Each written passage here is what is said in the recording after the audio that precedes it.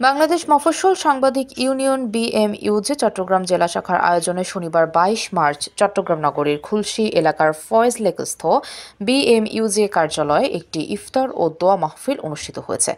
ইফতার মাহফিলে সভাপতিত্ব করেন বিএমইউজে চট্টগ্রাম জেলা শাখার সভাপতি শহীদুল ইসলাম এবং প্রধান অতিথি হিসেবে উপস্থিত ছিলেন বিএমইউজের কেন্দ্রীয় সাংগঠনিক সম্পাদক সোহাগ আরেফিন। অনুষ্ঠানে দৈনিক কালের প্রতিচ্ছবির প্রকাশক ও সম্পাদক হাসান আল মামুন, দৈনিক স্বাধীন সংবাদ পত্রিকার উপদেষ্টা সম্পাদক নুরুল আফসার তৌহিদ, সহসম্পাদক বেলাল আহমেদ, অতিরিক্ত জেলা ও দায়রা জজ আদালতের এপিপি আবু বক্কর সিদ্দিক, সাংবাদিক উন্নয়ন পরিষদ চট্টগ্রামের সভাপতি মিজান উল্লাহ সমরকান্দি, বিএমইউজে চট্টগ্রাম জেলা শাখার সাধারণ সম্পাদক হুমায়ুন কবির রাব্বি, মমিন উল্লাহ এবং অন্যান্য বিশিষ্ট অতিথিরা উপস্থিত ছিলেন। অনুষ্ঠানে সঞ্চালকের দায়িত্ব পালন করেন বিএমইউজে চট্টগ্রাম জেলা শাখার কার্যনির্বাহী সদস্য জহিরুল ইসলাম Bablu.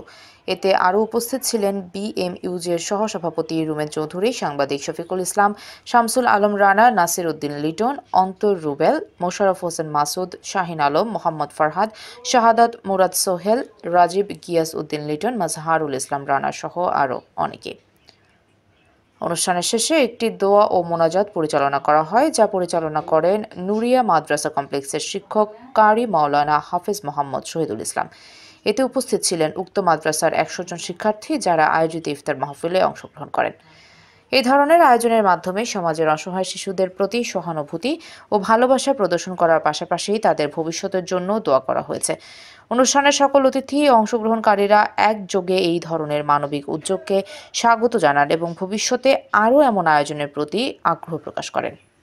Desk news, PIB ৭১ TV.